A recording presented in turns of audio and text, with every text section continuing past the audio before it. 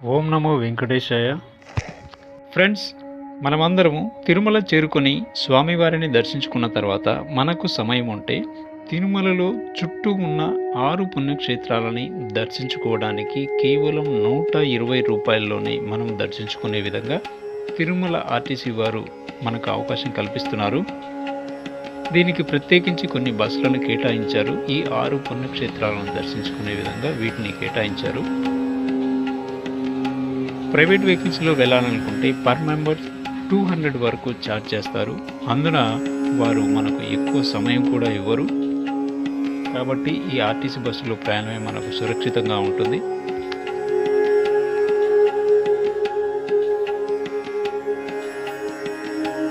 ఇక్కడ వాతావరణం చాలా ప్లెజెంట్గా ఉంటుంది. పచ్చని చెట్లతో నిండి ఉంటుంది దారి అంతా.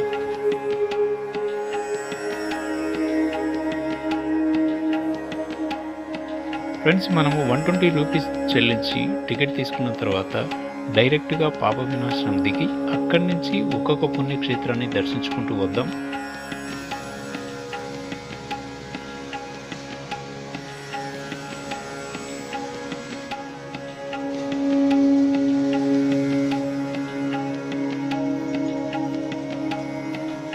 దాదాపు మనము పాప వినాశనం చేరుకున్నట్టున్నాం.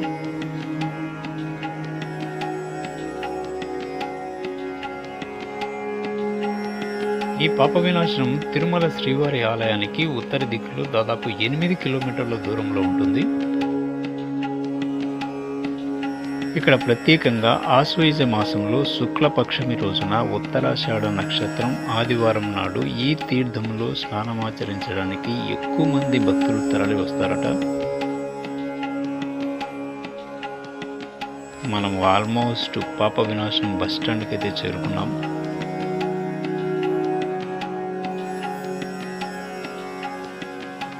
ఇక్కడ దిగి మనము ఒక 100 మీటర్లు ముందుకు నడవాలి.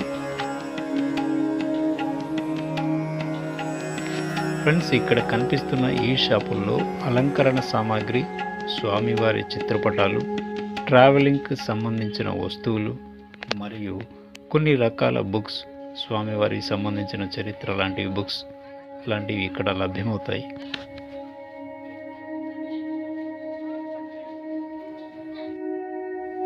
ఇక్కడి నుంచి మనము ఒక 100 మీటర్లు ముందుకు నడిస్తే మనము పాప వినాశనం డ్యామ్ అయితే చూడవచ్చు. ఈ డ్యామ్ పక్కనే మనము స్నానం ఆచరించవలసిన తీర్థం కూడా ఉంటుంది. మెట్లు దిగిపోవాల్సి ఉంటుంది.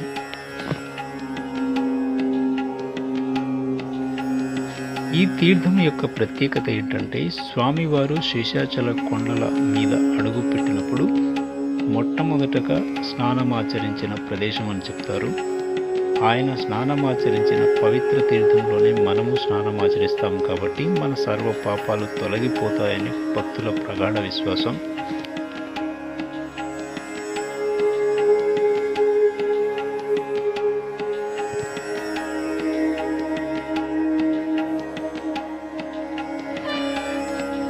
మనము పాప వినాశనం చూసిన తర్వాత అక్కడి నుంచి బస్సులో బయలుదేరి మనం ఆకాశగంగా తీర్థాన్ని అయితే చేరుకుంటున్నాం.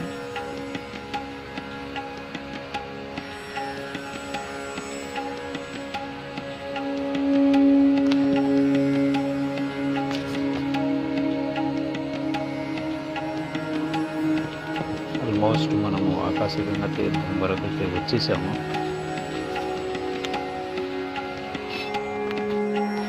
ఇది ఆకాశగంగా ఎంట్రన్స్ ప్రాంతము. ఇక్కడి నుంచి మనము దాదాపు ఒక 100 స్టెప్స్ నడిచి వెళ్ళవలసి ఉంటుంది.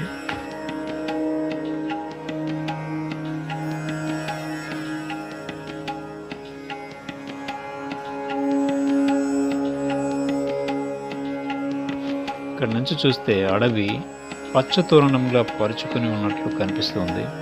చాలా అద్భుతంగా ఉంది.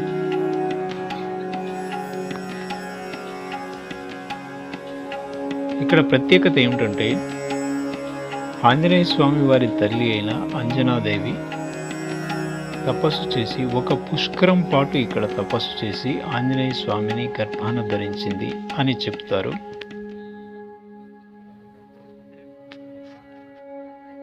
అంతేకాకుండా స్వామివారికి ప్రతిరోజు అభిషేకానికి కావలసిన నీరు ఇక్కడ నుంచి తిరుమల నంబి వంశస్థులు తీసుకుని వెళ్తారట.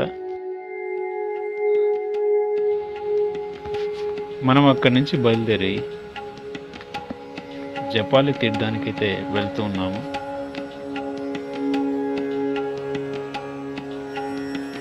ఆల్మోస్ట్ 1 కిలోమీటర్ దూరంలోనే జపాలి తీర్థం ఉంటుంది.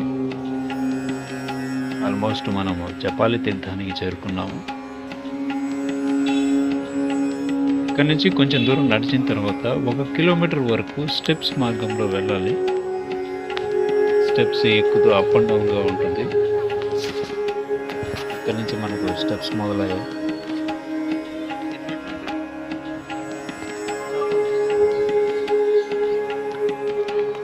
ఫ్రెండ్స్, ఇక్కడ ఒక చిన్న మనవి, చిన్నపిల్లలతో ప్రయాణించే పేరెంట్స్ ఎవరైనా ఉంటే తప్పకుండా వాటర్ బాటిల్ని క్యారీ చేయండి. 1-1.5 కిలోమీటర్ వరకు దాదాపుగా ఒక్క వాటర్ ట్యాప్ కూడా ఇక్కడ అవైలబుల్గా లేదు. ఇది గమనించండి.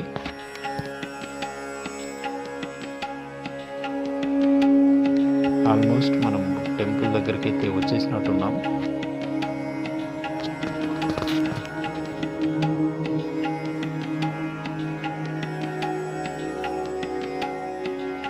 జపాలికి స్వాగతం. ఈ క్షేత్రం యొక్క ప్రత్యేకత ఏమిటంటే, జపాలి అనే మహర్షి హనుమంతుని రూపాన్ని ముందుగానే ప్రసన్నం చేసుకోవడానికి ఇక్కడ ఉన్న ఈ కొండ మీద జపం చేశాడట. అప్పుడు శివుడు తన తపస్సుకు మెచ్చి ప్రసన్నుడై జపాలికి తన రాబో అవతారాన్ని ముందుగానే చూపిస్తాడట. అదే హనుమంతుని అవతారం. జపం చేయడం వల్ల అవతరించాడు కాబట్టి ఈ క్షేత్రానికి జపాలి అనే పేరు వచ్చిందట. అంతేకాకుండా శ్రీరామచంద్రుల వారు లక్ష్మణుడితో సహా ఇక్కడ కొన్నాళ్ళ పాటు నివాసం ఉన్నాడట. అందుకే స్వామివారి ఆలయం ఎదురుగా ఉన్న కోనేరుకు రామతీర్థం అని, మరో పక్కన ఉన్న కోనేరుకు సీతమ్మ వారి తీర్థం అని పేరుంది. మనము ఇక్కడి నుంచి బయలుదేరి 4వ పుణ్యక్షేత్రమైన వేణుగోపాల స్వామి వారి గుడికి వెళుతున్నాము. ఇక్కడ ఆలయంలో వేణుగోపాల స్వామి వారిని దర్శించుకున్న తర్వాత బయట హదీరాం బాబాజీ యొక్క జీవ సమాధిని మరియు వెంకటేశ్వర స్వామి వారు, హదీరాం బాబాజీ గారు ఇద్దరు పాచికలాడిన ప్రదేశాన్ని కూడా మనం చూడవచ్చు. చరిత్ర విషయానికి వస్తే 600 సంవత్సరాల క్రితం ఉత్తర భారతదేశం నుంచి ఇక్కడికి వచ్చి స్వామివారిని ప్రసన్నం చేసుకోగలిగాడట ఈ బాబాజీ గారు. స్వామివారు తనతో పాచికలాడుతున్నాడని చెప్పగా ఈ ప్రాంతాన్ని పరిపాలిస్తున్న నవాబు బాబాజీ ఒట్టి కట్టుకథ చెబుతున్నాడు అని పరీక్షించదలసి ఒక గదిలో చెరుకు గడలన్నీ పేర్చి బాబాజీని అందులో ఉంచి తెల్లవారి సరికల్లా ఈ చెరుకు గడలన్నీ తినాలి అని చెప్పి తలుపులు మూసివేస్తాడట. అప్పుడు బాబాజీ స్వామివారిని ప్రార్థించగా స్వామివారు ఏనుగు రూపంలో వచ్చి ఆ చెరుకు గడలన్నీ నమిలి పడేస్తాడట. అప్పుడు నవాబు తిరుమల ఆలయానికి పరిపాలనాధికారిగా ఈ బాబాజీని నియమించాడట. ఆయన పరిపాలనలోనే ఒక రామాలయాన్ని కూడా నిర్మించడం జరిగిందట. స్వామివారు ఏనుగు రూపంలో ప్రత్యక్షమయ్యాడు కాబట్టి హతి అని, రామాలయాన్ని నిర్మింపడం వల్ల రామ్ అని హతీరాం బాబాజీ అనే పేరు వాడుకలోకి వచ్చిందట. మనం ఇక్కడి నుంచి బయలుదేరి శిలాతోరణం వరకు అయితే వచ్చేసాము. ఫ్రెండ్స్, ఈ చెట్టు ఏంటో నాకు తెలియదు. దీని కాయలు చాలా గుండ్రంగా లావుగా ఉన్నాయి. మీకు తెలిస్తే కామెంట్ సెక్షన్లో చెప్పండి.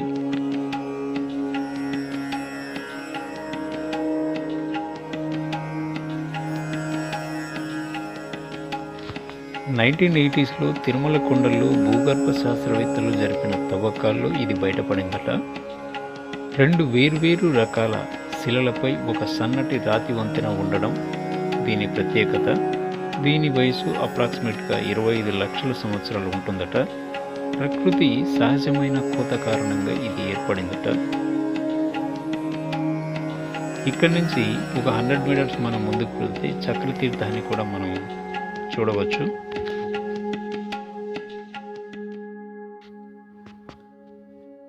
ఇక్కడ మనము లింగాకారంలో ఉన్న శివుణ్ణి దర్శించుకోవచ్చు.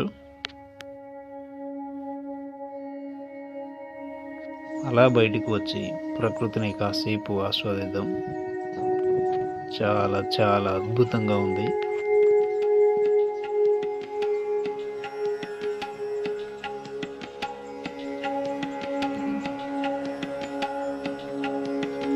ఇక్కడ స్వామివారి దశావతారాలకు సంబంధించిన ప్రతిమలను మనం చూడవచ్చు.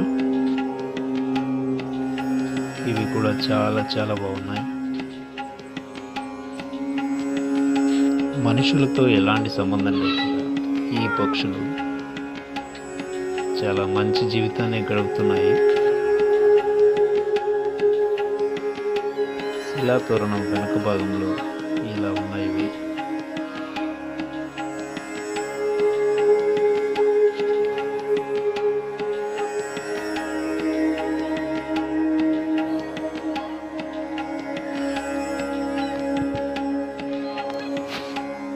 మనం ఇక్కడి నుంచి బయలుదేరి చివరి పుణ్యక్షేత్రమైన స్వామివారి పాదాల దగ్గరికి వెళ్తున్నాము.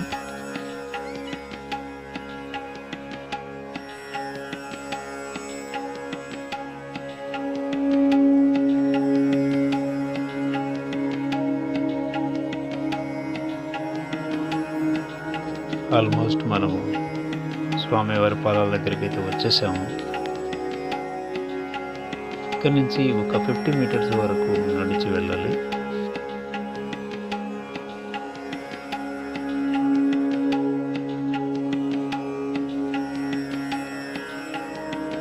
ఆకాశాన్ని తాకే చెట్లను మనం ఇక్కడ చూడవచ్చు. చాలా ఎత్తుగా ఉన్నాయి.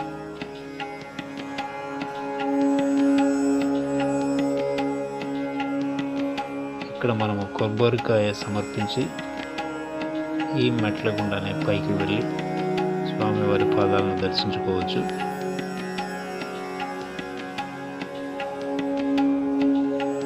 స్వామివారు శేషాచల కొండలపై మొదటగా కాలు మోపిన ప్రదేశం ఇది.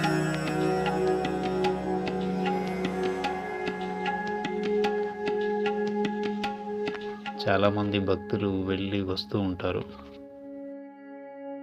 ఈ వన్యప్రాణులు ఏ మాత్రం భయపడకుండా మనుషుల దగ్గరికి వచ్చి వాళ్ళు ఇస్తున్న ఆహారాన్ని తీసుకుంటున్నాయి.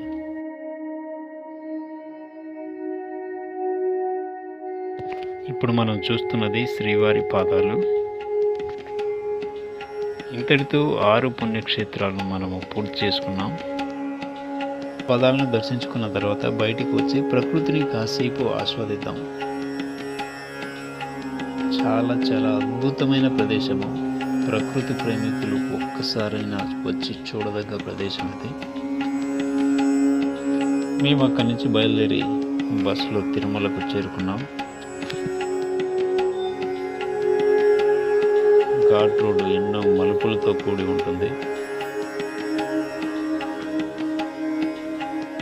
ఈ ప్రయాణం చాలా ఆసక్తికరంగా ఉంటుంది. ఫ్రెండ్స్, వీడియో నచ్చితే తప్పకుండా లైక్ చేయండి. మీరు లైక్ చేయడం వల్ల ఈ వీడియో మరి కొంతమందికి చేరువవుతుంది. అలాగే కొత్త వాళ్ళు ఎవరైనా మన ఛానల్ చూస్తుంటే తప్పకుండా సబ్స్క్రైబ్ చేసి నన్ను సపోర్ట్ చేస్తారని ఆశిస్తున్నాను. Thank you.